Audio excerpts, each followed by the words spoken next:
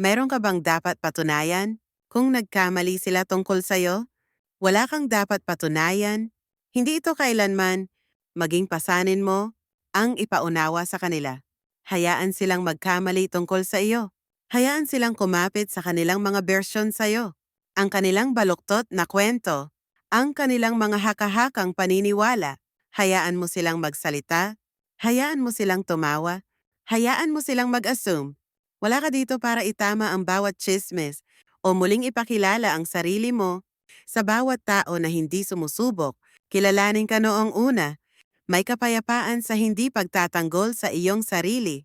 Isang uri ng katahimikan na hayaan ang ingay dumaan sa'yo, na parang hangin tumama sa iyong katawan. Ngayon pero walang kapangyarihan. Hindi mo kailangan isuko ang iyong sarili ng tuluyan para lang i-prove mahina ang tibok ng puso mo na ang iyong katahimikan ay hindi kayabangan, na ang iyong paglayo ay hindi panghahamak. Hindi mo utang sa mundo ang isang bersyon ng iyong sarili. Hindi ka isang resume, hindi ka isang performance. Ikaw ay isang tao, may depekto, nagbabago, nagsusumikap, hinahayaan kang ma-misunderstood. May mga taong malalaman lang ang kapiraso ng iyong istorya at promise na basa nila ang buong libro. Hayaan mo silang hindi maintindihan kung paano mo dinadala ang iyong kahinaan. Hayaan silang magtanong, bakit hindi ka na nagpapakita upang suriin? Hayaan silang mag-isip, ikaw ay hindi mabait para sa pagtatakda ng mga hangganan.